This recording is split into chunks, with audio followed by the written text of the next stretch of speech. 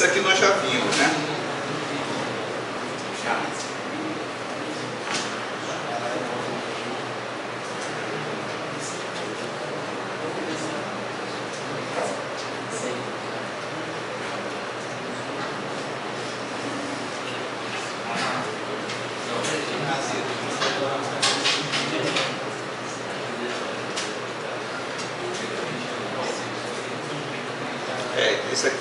Essa aqui foi a última.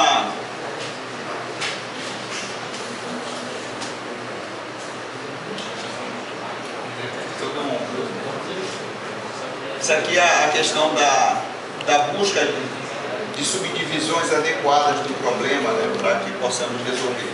É chamado de modularização. Isso aí foi uma figura de linguagem que nós usamos. Vocês estão lembrados? Vamos ver o próximo.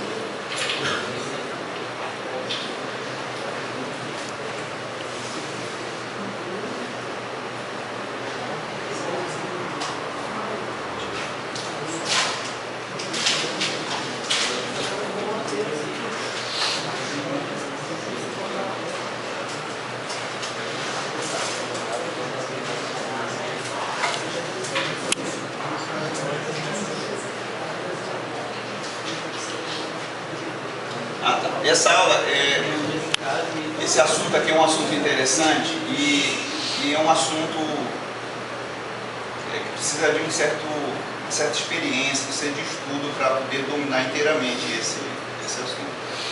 Mas a nossa abordagem é tal que nós vamos aprendendo, vamos descobrindo as características da linguagem à medida que nós formos necessitando usar uma certa característica.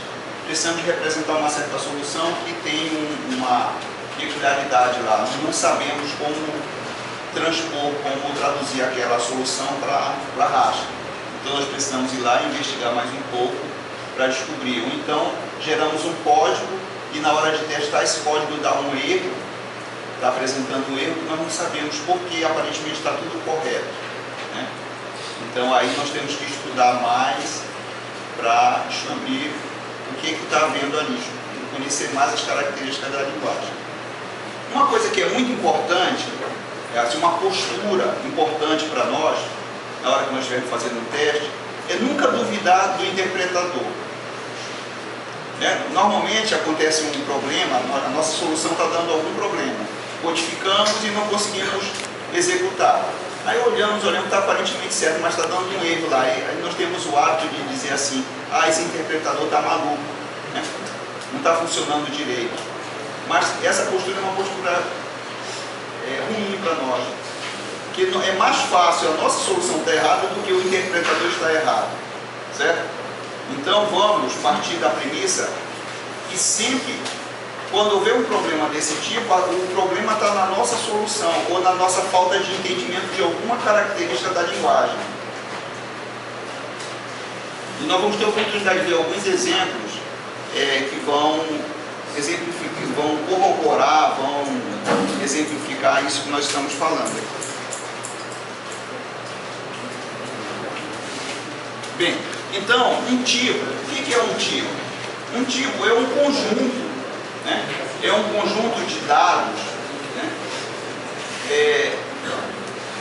E associado a esses elementos desse conjunto de dados, existem operações que se aplicam sobre os elementos daquele conjunto, ou os elementos daquele tipo. Tá? Então, olha, um tipo de dados é um conjunto de valores, munido de um conjunto de operações que podem ser aplicadas sobre esses valores. Tá certo? Então, por exemplo, nós temos lá o tipo numérico.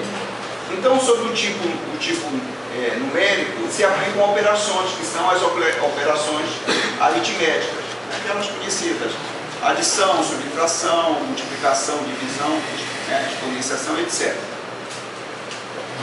E assim por diante.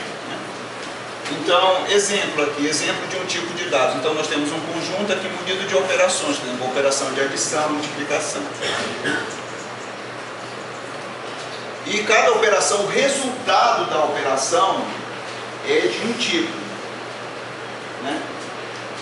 Uma operação, qualquer que seja, ela é um mapeamento também, é uma função que mapeia os dados, os operandos, né, da operação, os dados de entrada, em um resultado que pode ser do mesmo tipo dos dados de entrada ou não, certo? Então a operação pode gerar um resultado que não seja do mesmo tipo dos dados de entrada. Assim como uma função que nós construímos também pode gerar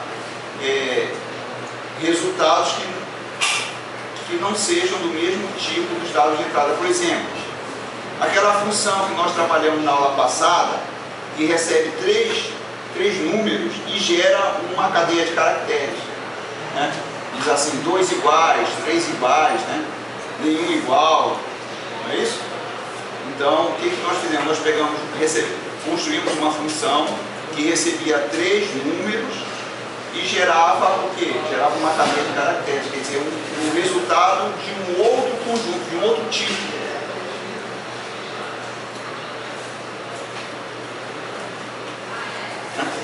Então, se o domínio dessa operação A, né, são 2 elementos desse, o domínio é S ao quadrado, ou seja, 2 elementos, ela vai receber 2 dados desse conjunto, né? E o contradomínio é um elemento desse conjunto, ela pode ser representada assim, ó. Ela vai receber 2 elementos do conjunto S e vai gerar um elemento do conjunto S. Essa é uma notação especial que é usada aí em Haskell. Existem os tipos de dados básicos, né, que são os numéricos, os booleanos ou lógicos, né, e os caracteres. Esses são tipos básicos. E existem tipos compostos, que nós vamos estudar neste curso, que são tuplas e listas.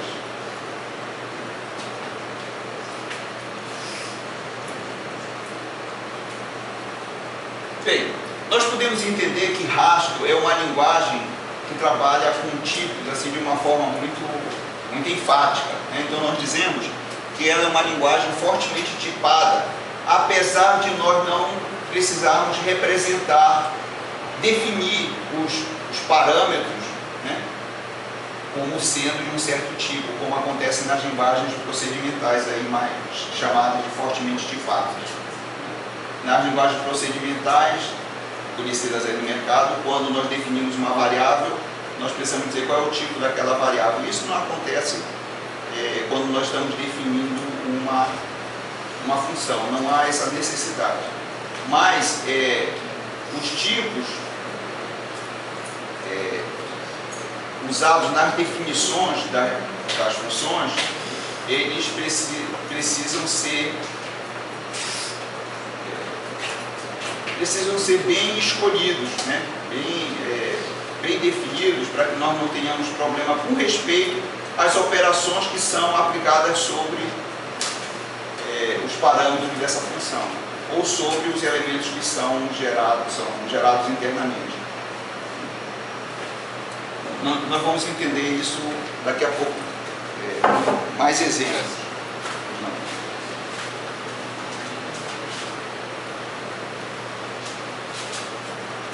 Nós já vimos que existe um comando lá do interpretador Huggins que serve para nos apresentar os tipos das funções que nós estivermos avaliando, né? Então, aquele comando set, como é um tipo especial, não é uma função, nós precisamos preceder esse nome set, o nome desse comando, com 2 pontos, para dizer, olha, esse é um dos comandos especiais lá do interpretador Huggins. E quando eu coloco mais T, eu quero que os tipos, né, de todas as avaliações que forem feitas sejam apresentadas.